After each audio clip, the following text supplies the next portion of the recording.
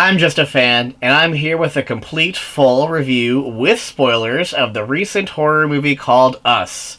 Do not watch this review if you have not seen the movie. If you have not seen the movie, get out and go watch it. It's pretty great. And if you really want to watch something about the movie Us without having seen it before, at least watch my non-spoiler review. You can find it in the description down there. But seriously, do not watch this video at all unless you have seen the movie Us, okay? You, right there, you haven't seen the movie yet, but you're watching this review. Get out of here. Anybody else? Anybody else? Good. This might be a little bit of a lengthy review, mostly because I feel like I have a lot to say, and for my tendency to ramble. I'm going to try to go from just beginning to end here, whatever kind of comes up along the way, and say everything I can about how I feel about the movie called Us. I think we're ready. Can we start? Here we go. After all the logos and intros, the movie actually gets started, there were two things I noticed about the first scene in this movie. The first thing is that they were trying to show us what year it was based on the TV style and the commercials they were playing. They ended up showing that whole human chain thing from the coast of the United States to the other coast in 1986, and that was cool, I guess. And the other thing I noticed is that to the left of the TV, there was a VHS tape of the movie Goonies. Nice touch, movie. Nice touch. We're then taken to an amusement park where we see this young girl, who the viewer will end up knowing as the mom for most of the movie, there with her parents on her birthday, and I like how her dad wins her a t-shirt that she wants, and he's kind of proud of himself for a bit there. It's a neat little moment, but kind of right soon after that, they start giving us like a feeling of unease. The viewer kind of gets a couple things where it's like, this place is kind of scary for a young girl, and they do this by showing things mostly from her perspective.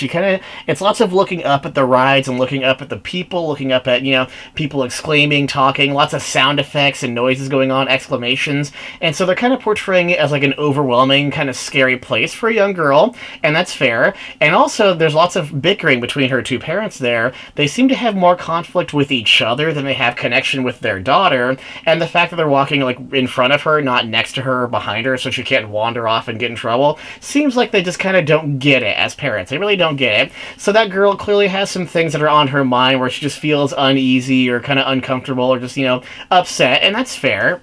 And so I like how they have, that setup there where it makes sense why she just kind of, wants to wander away from it. Obviously not a good idea, but it sort of is believable that she would just wander off. Although what I didn't get, who the heck gets a candy apple and just never eats their candy apple? Not even a single bite was taken out of that thing. What the heck? Now she goes into that, mirror house thing. It's interesting how it says find yourself, and we see this fun house thing a couple different times in the movie. Interesting how it says find yourself, because is that like a play on words because she found the copy of herself? I don't know. Maybe it means something really, really deep, and maybe it's just literal, yeah, she found herself. I don't know. But that scene where she's in there, and they had the exit sign, where it's like, good for those exit signs, we need those. It was interesting how they, they didn't really establish it was a mirror place yet. So she sees the exit, goes towards it, and then she's like, oh gosh, that's the reflection. That was a neat touch. That's one of those pieces of cinematography in this movie where it's like, oh, that was sweet. And that's where I really got hooked. I was like, okay, they know what they're doing here, right? And it was nice and creepy where they had all the reflections of her, and they end up seeing another version of her, well, we as the viewer, end up seeing another version of her, but not a reflection. Great stuff. What a good way to get us hooked, a good way to get us curious, and interestingly, of course, we see her kind of, in the car afterwards, so she's okay, right? So, good start, and that's the type of stuff we want to see at the beginning of our movie like this. And then we head to the present day. Girl's grown up, has kids, has husband. I'm glad they showed us enough of kind of daily life for them, or at least, they're on vacation, right? But, vacation daily life for us to get attached to the characters. Some movies don't get us attached to characters at all, or they do it in a completely inappropriate way. There's just one slight thing I wish was different in this case, because we see lots of, like, the dad being goofy and sarcastic, and the other people in the family saying, oh, you're so goofy and sarcastic, and there wasn't a lot of laughter and kind of neat emotional moments. It was a lot of, sarcasm or like, inappropriate comment or arguing or something like that. The one time I can think of when the daughter and the mom actually laughed and smiled is when the dad bought the boat, which, the motor didn't work sometimes, it always veered to the left. Funny stuff that would, kind of pay off later in a serious way. That's just the one time I saw them ever laugh, I think, together, and I wish we just had one other scene like that. One other scene where rather than they had their argument or had this conflict or that conflict or this sarcastic thing, just change one of those to another positive moment to give us one more little thing of like, okay, that's neat. I like this family, and it's going to be more emotionally involving when they have conflict later in the movie. That's the one thing I wish would change there, but it was still strong. It was still there enough to get us to know the family and know sort of how they act and how they respond to each other. At first, I didn't fully realize what was going on. I didn't realize the young girl we first see becomes the mom later in the movie. 10 or 15 minutes in, they talk about how she doesn't want to go back to the beach, and when they do go to the beach, they show the corpse of that one guy she saw when she was a kid there, going into the ambulance, so it's like, it's the same guy at the same place, I guess. I didn't really fully get that at all anyway. And then they're on the beach finally, and she's kind of looking at the funhouse place, kind of warily and being, uncertain of how she feels about it. A little bit uncomfortable. And at that time, I was like, oh, I get it. That's the same girl. It makes sense now. Did I miss something? I don't know what happened there. But at least at that point, I figured out who that mom kind of was and why this was all important to her. And then there's a couple dialogue pieces said in this scene. Nothing super huge or important. The one piece of acting I really hated, though, was in this scene when the girl from the main family is sitting there on her phone or whatever, and there's the family friends with the two daughters, and the two daughters come over to her, and it's a throwaway line, but one of them says in like the dumbest voice, "Are you going in the water?" And I was like, jeez, like what a terrible way to deliver a piece of dialogue. It's like the director said, say you're a really angsty teenage girl, say this in the lamest, dumbest, most angsty way you possibly can. It'll be great. It felt so terrible and artificial, but at least it was the most useless line in the movie. So that whole thing happens, and it was a decent setup, sort of. We weren't really sure as a viewer yet what's going to be scary or where's all the conflict going to come out of. We can see clearly that the son, he sees like the same guy or a different guy with blood dripping from his hands at the beach, and they, couldn't find the son for a while, and they were kind of like, oh no, where is he? It was like, ooh, things are starting to get intense, but not really. I didn't fully get it. It was a nice basic scene just to get the characters to show that they knew the other family who was also on vacation, but I really didn't get the deeper meaning they were trying to imply there. What was the whole point of this guy with blood dripping from his fingers? What was the whole point of the son drawing a picture of it? And, mom's like, who is this? He's like, I don't know. There was a lot there that kind of fell short for me, but at least as a basic scene near the beginning of the movie, it worked just fine. Then we get to the really good stuff where they're back at the vacation home. The dad's being a typical dad, trying to watch a lot of sports, and the mom's trying to get the kids to bed.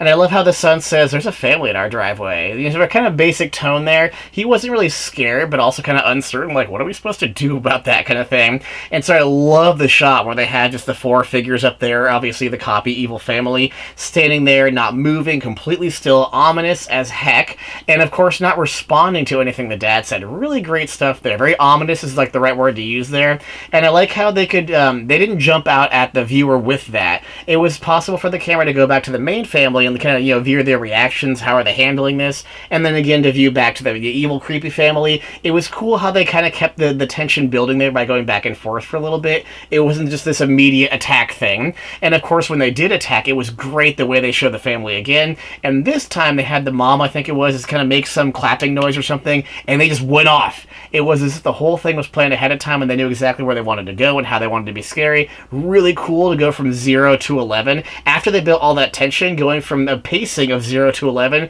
was so good. I loved it so much. The one weird part about that scene to me was how long it took them to call the police. I mean, they clearly weren't there for sugar. They were clearly there for evil, murdering intentions. And so it didn't take forever, but when the mom and the dad finally said, hey, maybe we should call the police, I was like, yeah, shouldn't that have been an immediate reaction here? But, whatever.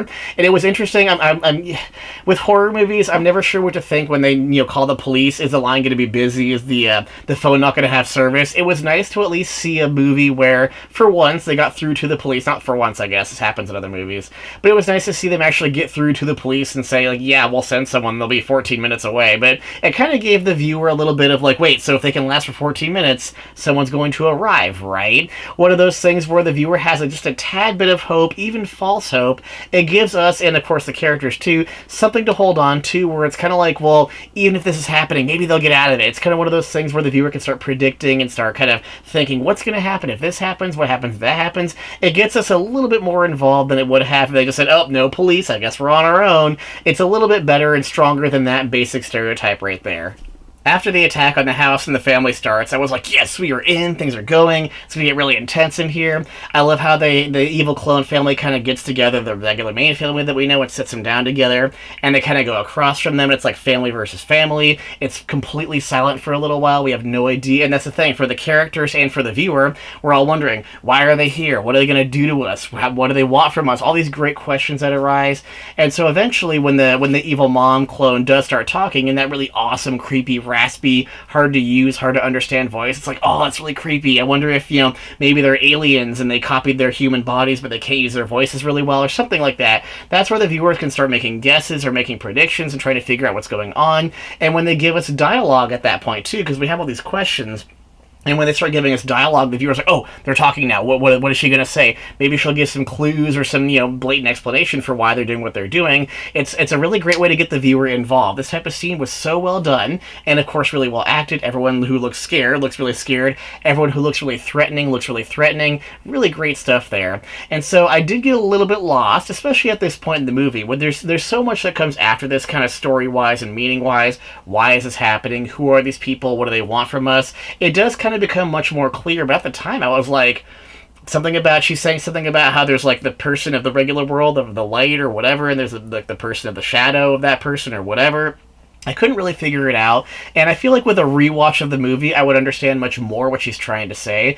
But I do think it was just kind of, unsure enough to the viewer of like, she's saying something, clearly she means something, but we don't really get it yet, but it's still interesting enough to hear. It kind of worked because all we knew at the time as the viewer is there's the regular human people we know and the kind of clone people we know, and there's something going on here, and the clone people kind of get it. Like, they know what's going on here, and they're the ones in control, and it really felt cool. It made the family that we know, the regular family, feel powerless and feel uncertain, and I love the way they split them up. It's like, okay, you, the mom, you're going to handcuff yourself to the table. And another great part of this movie, too, is the acting in this case, where, she's like, handcuff yourself to the table, and the kids are like, Mom, don't do this, like, she's going to hurt you or kill you or whatever. And I love the way how she has to say to her kids, like, it's okay, I'm going to do this, it's okay. And then she starts separating all the other ones, like the dad has to go with the dad and get beat up by the dad, and she says, like, you, daughter, you run. And they establish earlier in the movie that the girl used to run track or whatever, so we know she can run far or fast or both, so that kind of works there. But again, it's like, you run, like, having to watch the mom have to respond to the threats to herself and to her kids, especially when the kids are like, no, I can't do this or whatever, having to have her say, like, it's going to be okay, you have to do this or whatever, like, show them what are your tricks. It was so good seeing that type of thing, and it really gets the viewer thinking, like, crap, like, as a mother, what do you do in that situation? So seeing that kind of play out, it was very fascinating and very interesting. At least to me, I was like, man, this is just some real great stuff here. Things play out from there, and it's just fun. I enjoy watching each individual pairing of how they interact together and how they're kind of, enemies and rivals of each other, although obviously the human regular family is much more powerless in the situation. But it was fun watching all that happen. The dad, and you getting hit by the dad with the scissors and baseball, all that stuff, and the mom kind of getting her head pressed into the table. It's kind of like, scary stuff's happening here. And so my favorite thing here is kind of the least eventful one, but the way they did it was so great. When the human girl daughter, has run away, and they show the clone girl kind of runs after her. They kind of come back to it a little bit later. When they come back to it later, though, they have the human girl kind of running towards the camera, and she kind of stops. She's kind of catching her breath and trying to figure out, what should I do next or whatever. And at this point in a horror movie, usually what happens is you have your character who thinks they're alone or, isn't sure if anyone's around them or whatever, and the camera itself will kind of either rotate or zoom, or something will happen with the camera where they'll show the viewer first that this person's being followed or being watched or being threatened, and it ruins a lot of the tension because, like, oh yeah, we can see that the character doesn't know, but we know. So I just find that so boring compared to what they did here. I've always wanted a movie to kind of make it where it's legitimately hard to see what's going on, or we as the viewer have to figure out, like, are they being followed or not. And they did that. So when you have your human girl character in the foreground here, in the background there was a very subtle, unclear kind of blur, someone ran here from the top of the screen to the left side of the screen, and that was it. And it wasn't like just so obvious where they kind of showed that and they say, hey, look everyone, she's being followed and she's here now. Did you see that? It was very, very subtle rather than very obvious and very lame and artificial. And I just really appreciated that part of the movie here because they got it. They knew that in order to make this scene more intense and more creepy and more scary, the viewer ourselves, we might not even have realized that the girl had caught up, but you could have seen it if you were paying enough attention and were looking in the right area and you kind of figured it out. It wasn't hard to notice. I'm not saying like I noticed something that no one else is ever going to notice, but at least it was done in a way that felt natural, and I really, really appreciate that. Amazingly and impressively, the actual human family kind of comes back together and escapes on a boat. It was really interesting. I was surprised it all worked out the way it did because they were so separated and so powerless. It was kind of cool to see them kind of overcome their evil clone for a bit there and kind of just escape together on the boat. And we had that interesting scene where the kind of the mom clone and the kid clone, they were kind of just watching them, drive away on the boat. And it was like, okay, we're separated now. Interesting. And so we cut to a great sequence of scenes here where we're kind of at the other family all of a sudden. The family that we know the main family's friends with. They kind of also have a vacation home. They're at the beach together. And, there's a thing where the mom is like, honey, go check. I heard a noise outside. Go check it. And he's like, I don't want to check it, whatever. Really kind of basic lame dialogue there, which is, fine. But I love the whole surprise of, they're talking and the daughters come out of their room and they're like, what's going on here? And it kind of cuts back and forth. We kind of get some shots of just, dialogue happening, trying to figure out what's going on.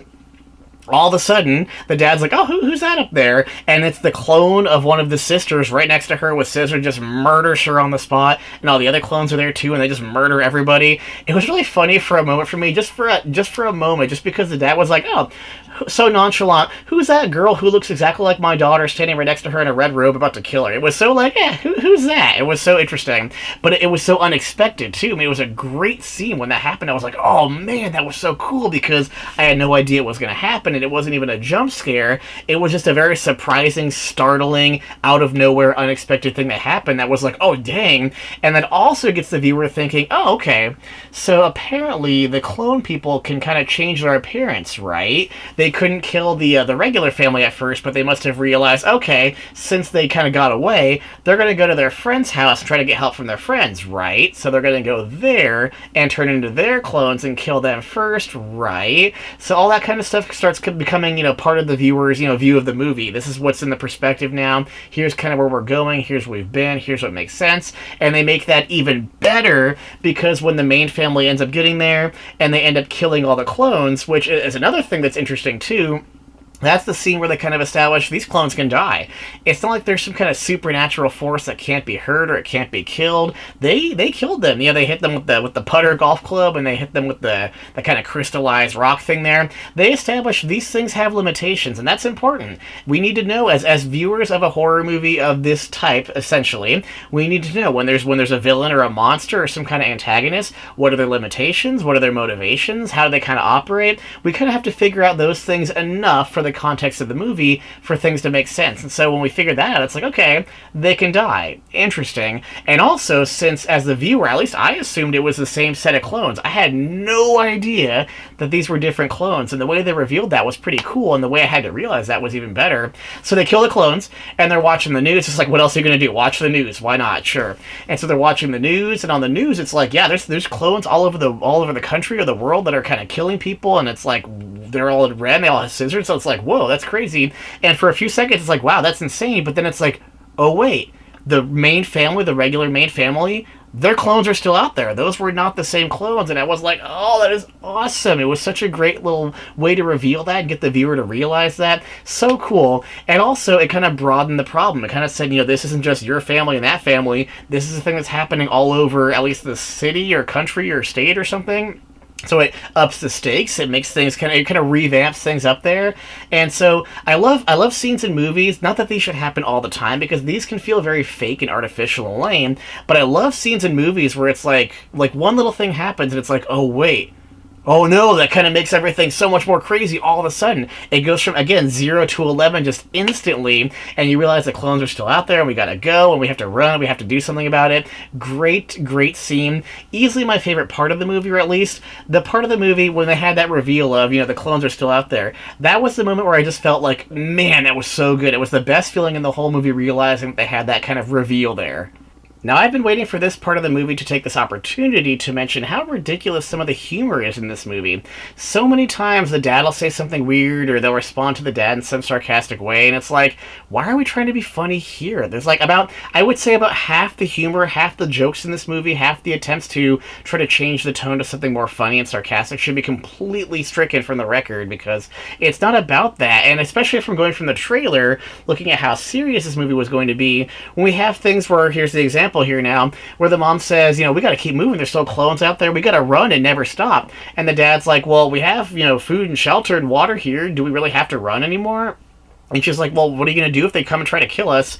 And the dad's like, I don't know, try to set traps, like in Home Alone. And at first I was like, okay, that's kind of funny, because Home Alone, you know, traps, whatever. It was a good, decent joke for that character for this context. But then the mom takes it further and she says, well, did you just reference Home Alone? And I'm like, okay, movie, you're not the first one to do this, but you can't just make a blatant reference to something and be like, ha ha, audience, get it? And then have another character say, did you just make that reference to the audience? It's like, no, it's so lame. And this is happening more and often than movies recently. But then it goes even further, because she says something about the micro machines in the movie, and the son says, what are micro machines? And the daughter says, what's Home Alone? It's like, gosh, stop. Just make your fun joke and move on if you're going to do it at all. But with such a derailment from the tone of the rest of the movie, I was like, oh, no. And I'm a huge fan of Home Alone too, so it was such a weird thing there. So I really want to take this opportunity to say most of the humor in this is so out of place, and about half of it shouldn't be there at all.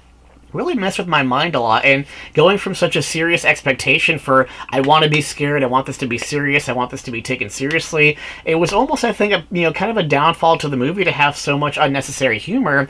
It could have felt a lot more stronger, and it could have, meant a lot more to certain people if they just didn't have such ridiculous things where they're like, yeah, we're really not taking this so seriously, but then so many things were portrayed so seriously. I really didn't get why it had to be the way it did in terms of humor and the way they did stuff like that Home Alone joke.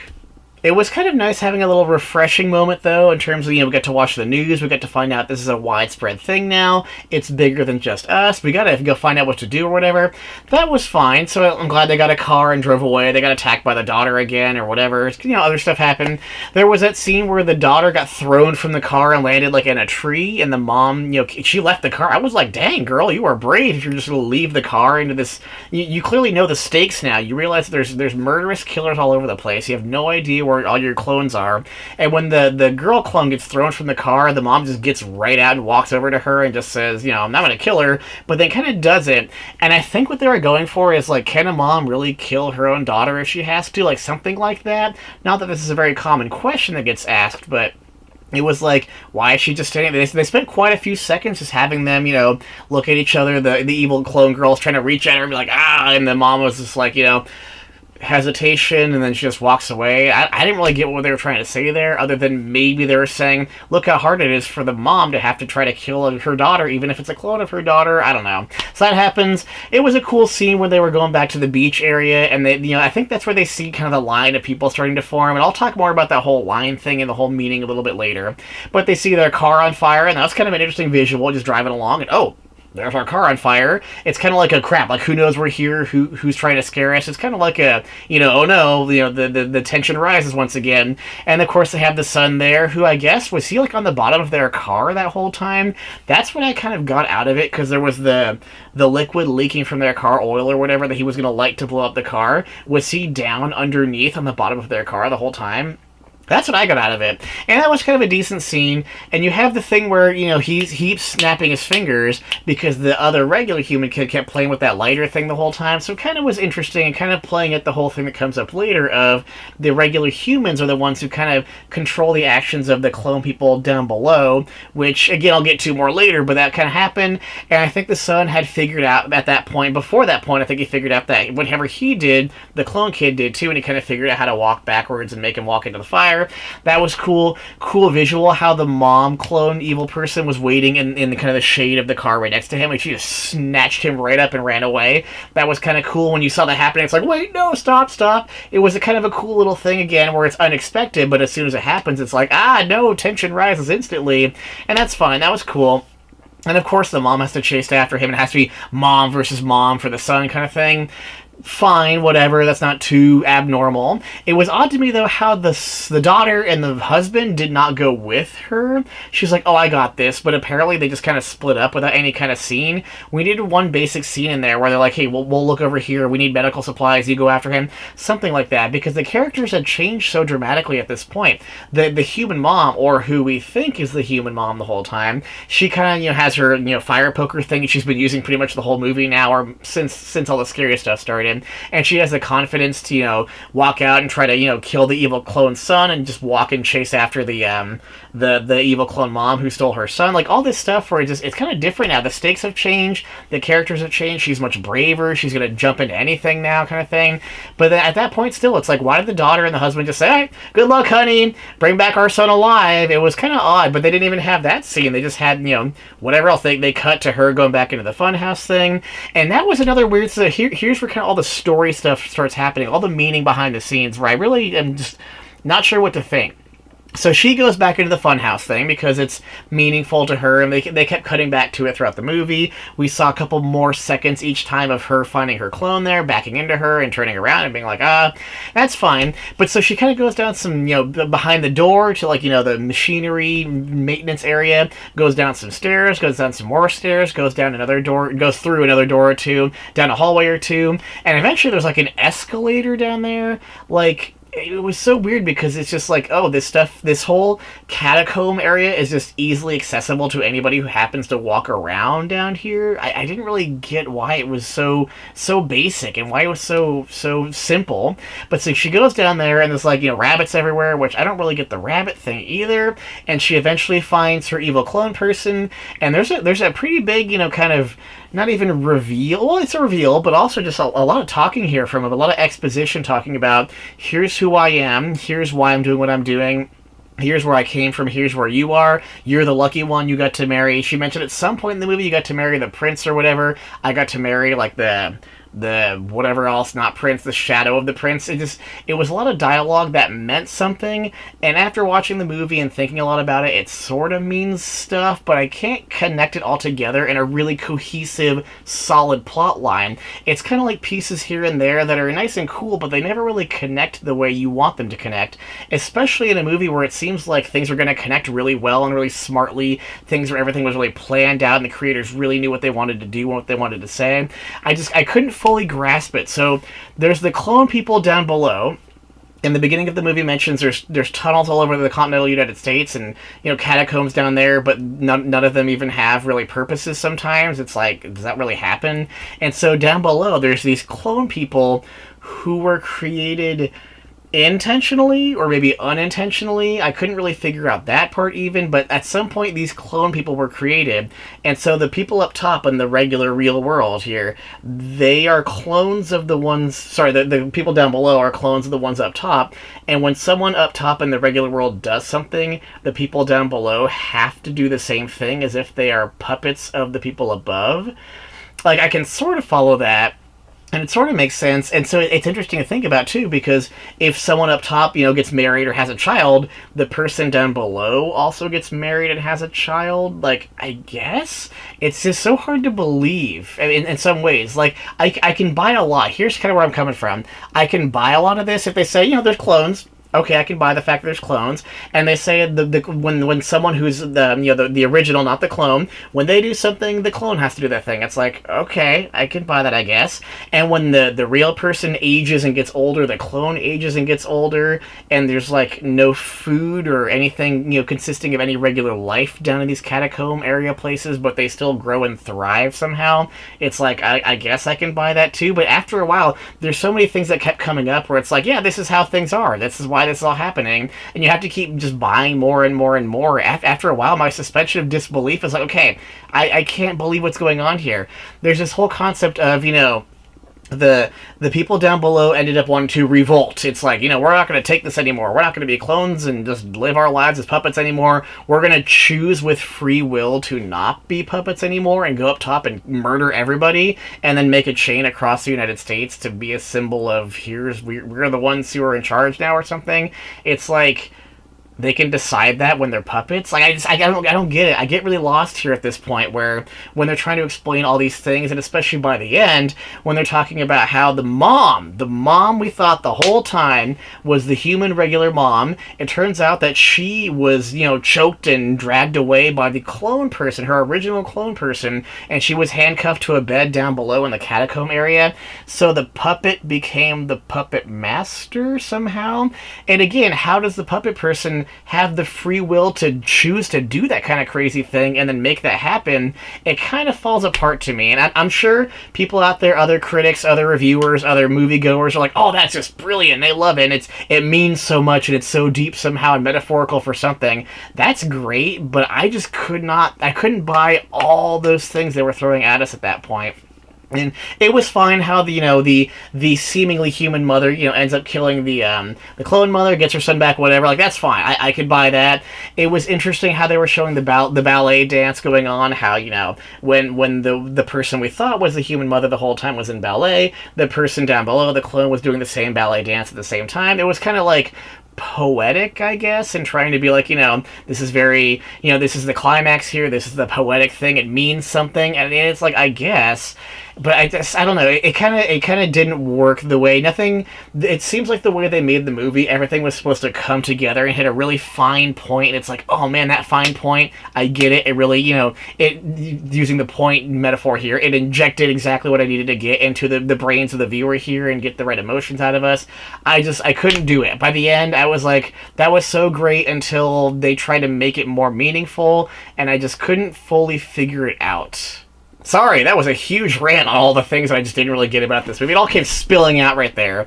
But that's how it kind of was. And I had some remaining questions kind of near the end of the movie here. When the mom was going into the funhouse thing with the mirror, she saw that huge line. It showed the coast. It kind of showed like the coast right there at the beach, and it had the line of people going across.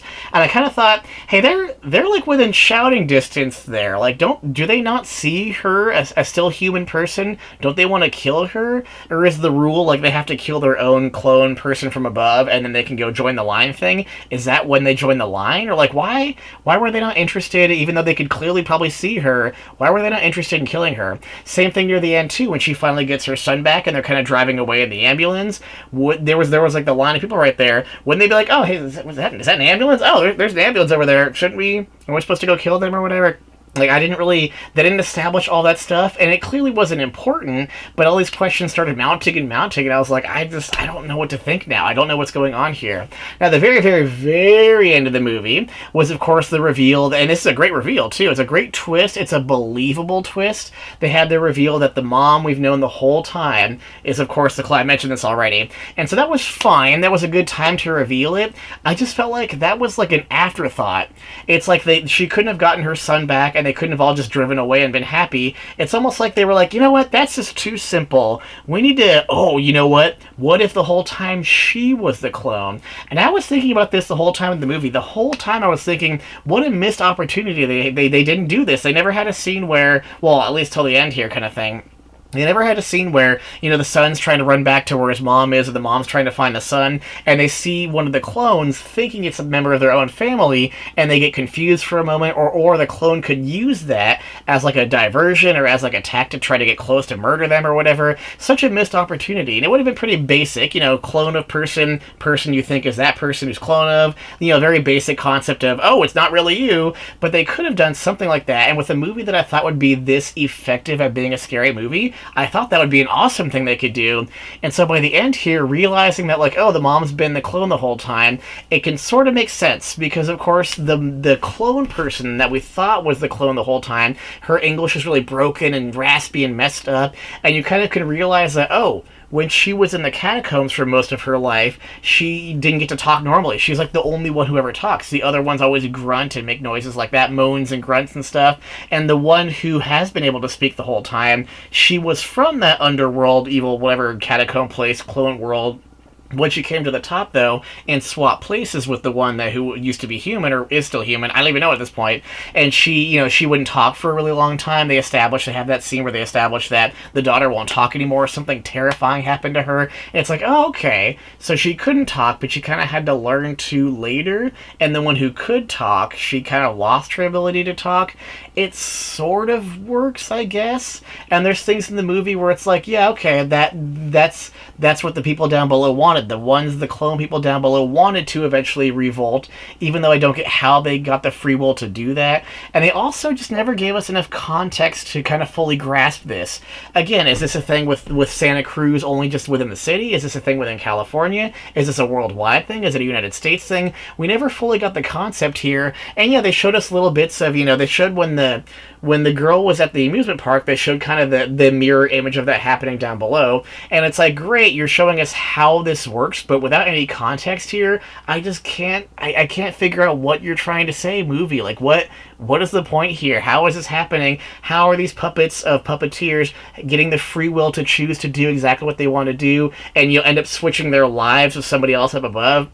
I got lost. I just got lost. Regarding context and the size of the whole thing, I guess they established that. At the very end of the movie, the last visual is that huge, big, long human chain that spans for miles, and it's kind of a cool visual, but I guess what they're trying to say is, this is bigger than just Santa Cruz, this is bigger than just California, and if that's the case, which it seems to be the case, it makes it even more hard to believe, though, because how can you have, how many people live in the USA? How can you have 360 million people down below in catacombs and tunnels below all the regular humans? And that's even a minor thing too. I mean, even regardless of that, that's like a minor problem there. My biggest issue here is, how do you have that scale of things going on here, and you have one girl who is a clone of somebody else from, the regular humans up top? And again, even this too, like, why are there clones anyway? Like, do we even know why there's clones of all the people above? Even if we know or not, that's even irregardless here too. It's more, my issue is more of this person up top. They clearly show the people up top have more free will. The regular original humans are the ones who are making decisions and doing things, and the ones below, their clones down there, they're the ones who really have to mimic what's going on up top. They're the ones who kind of are the puppets of the puppet masters, and so they don't really have free will. They can't really just choose to do whatever they want. I think, right? That's what they showed us. But then when the clone girl and the original girl kind of end up meeting together, maybe you can assume, I guess, that when you meet, you get your free will. You can take the other one's free will or something, because then when the clone, and it's a great twist, by the way, it's an awesome thing I wasn't expecting.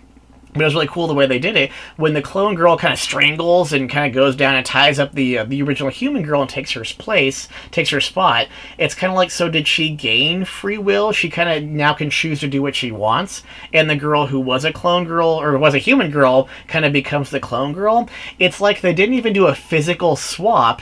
It's like they did a conceptual swap too, because then this girl now can choose as she wishes, and this girl can't choose anymore. And the reason I think that too is they had the whole ballet scene too. It was kind of a cool way to poetically, display the climax with, like, mom versus mom fight or whatever.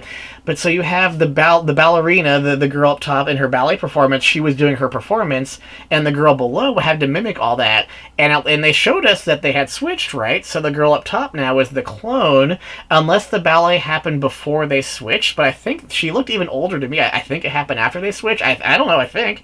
But anyway, if that's the case, if all that stuff is all true sound logic, then how did the person who lost free will, how did she orchestrate this entire mass super genocide with 360 million other people who also didn't have free will? It's like, how does that come to fruition? I just can't figure out how this happened.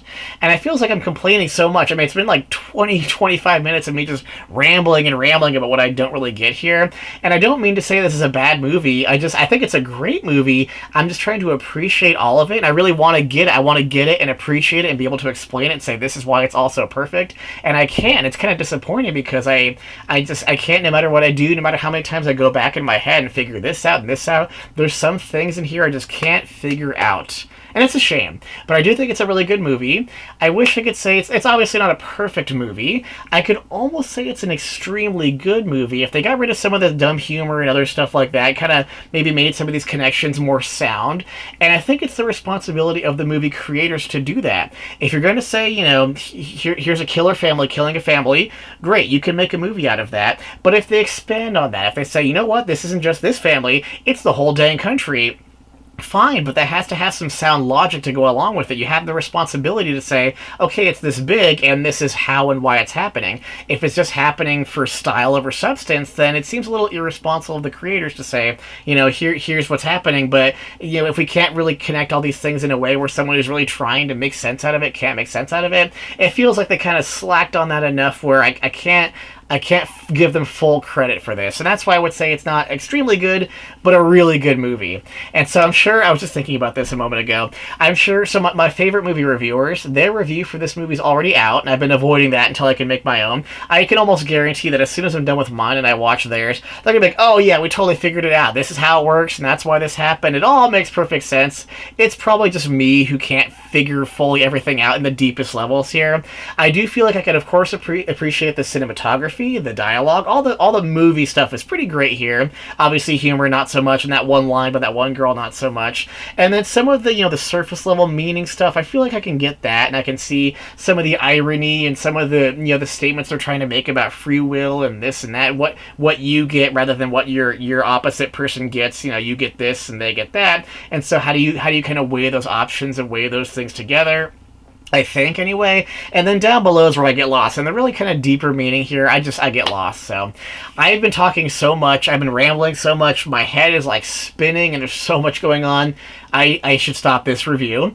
I hope it's been fun watching me, talk about how great the movie is and then try to, make my mind go crazy trying to figure out what's even going on here. Hope it's been fun. If I missed something or if I said something that you have a question about or if you want to prompt me to answer something else, totally feel free to, make comments and ask questions or ask questions at the email. There's the email contactjustafan@gmail.com. You can also contact the, ask questions or contact the Twitter. We now have a Twitter, which is, It's at JustAFanReviews. There we go. I'm still new to this. At JustAFanReviews. I'll also put that down in the description down below. One other thing I would say, too, just before I close here, is that there's a movie called Get Out that came out a few years ago, and people have always said to me, you have to watch Get Out, you'll love it, and I can't believe I never did. And I believe the director of Us also is the director of Get Out, so that's all the more reason for me to now want to watch Get Out. So hopefully I'll get that one kind of on my list of to-do, list of to-watch, list of movies to review, and I'll get that one going at some point here soon, too. Things and everything. Gosh, there's just so much going on here. My brain, it was so basic at the beginning here. My brain just exploded with ideas and concepts. It all came spilling out. But I think I got it all. I also did do a non-spoiler review of, just this same movie here, talking about, my expectations from the trailer, how that paid off. I talked about the music there. So there's some details I didn't fully mention in this full review that I did mention in my non-spoiler shorter review. So I'll put a link down there in the video description as well, just in case anybody did not see that yet, but wants to see that too. I think that's it. Can I stop talking now? Even my voice feels weaker now. My gosh. It's been crazy. Thanks very much for watching. I hope I got everything. I hope it was entertaining. Thanks very much for being here. And hopefully you'll see me again in a Get Out review, as well as other reviews to come as well. Thank you again.